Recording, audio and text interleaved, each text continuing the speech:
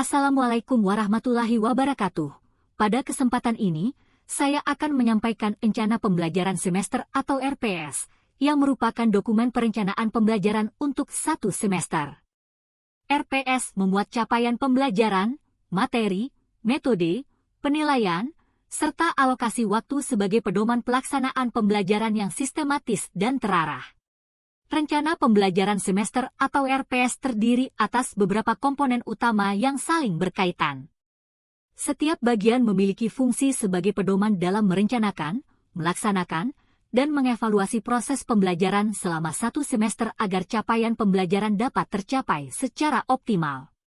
Rencana pembelajaran semester atau RPS merupakan dokumen perencanaan pembelajaran untuk satu mata kuliah selama satu semester.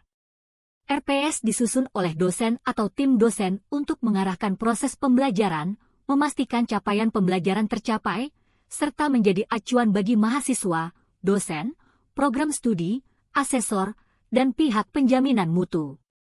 RPS disusun secara sistematis, terstruktur, terukur, dan berbasis outcome-based education, serta umumnya berlaku untuk 16 pertemuan dalam satu semester.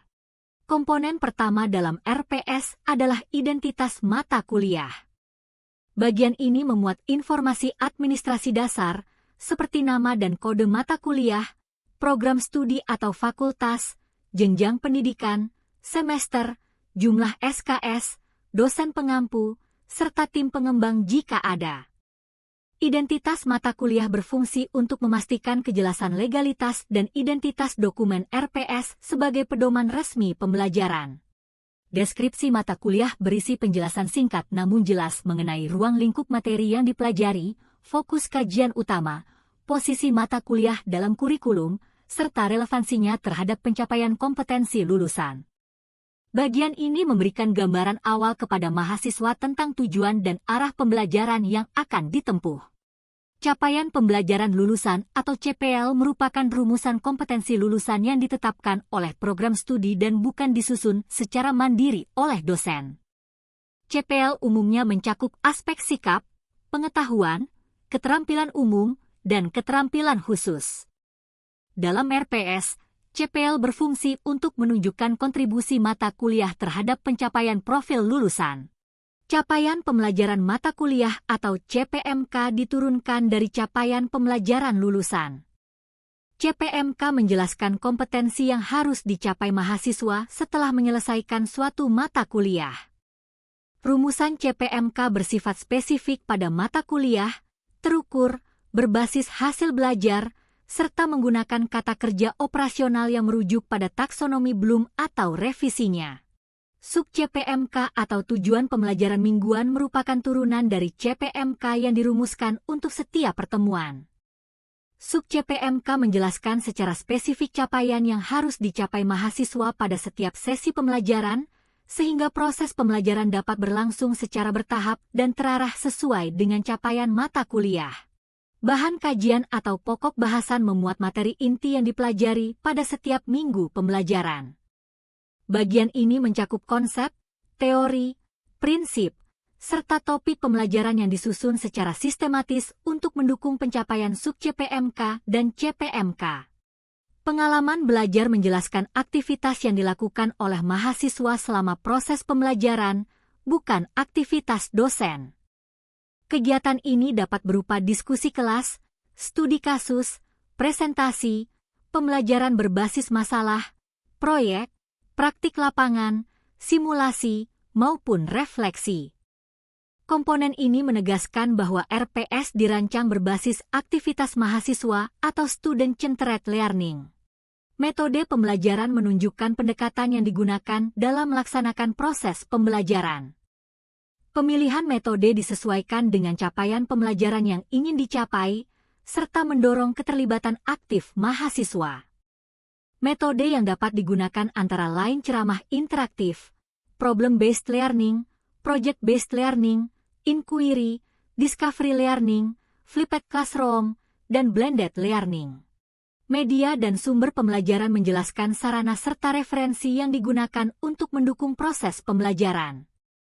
Media pembelajaran dapat berupa presentasi, LMS, modul, video, maupun perangkat laboratorium atau perangkat lunak. Adapun sumber belajar meliputi buku teks, jurnal ilmiah, peraturan pemerintah, serta situs ilmiah yang terpercaya.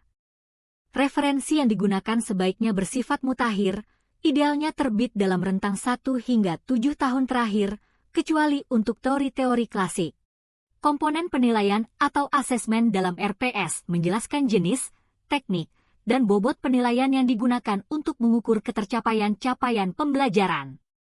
Penilaian dapat meliputi kehadiran atau partisipasi, tugas individu dan kelompok, proyek, kuis, praktik, UTS, serta UAS dengan bobot yang proporsional.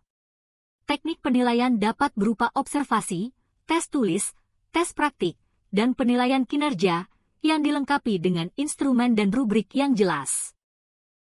Seluruh proses penilaian harus memenuhi prinsip valid, reliable, transparan, adil, dan akuntabel. Kriteria dan indikator penilaian menjelaskan standar keberhasilan mahasiswa dalam mengikuti pembelajaran. Bagian ini memuat rentang nilai, seperti kategori A, B, dan seterusnya, serta indikator yang digunakan dalam penilaian, antara lain kehadiran, kedisiplinan, kualitas jawaban, dan kemampuan analisis. Dengan adanya kriteria dan indikator yang jelas, proses penilaian dapat dilakukan secara objektif dan transparan. Rencana pembelajaran semester dalam bentuk matriks mingguan merupakan inti dari RPS.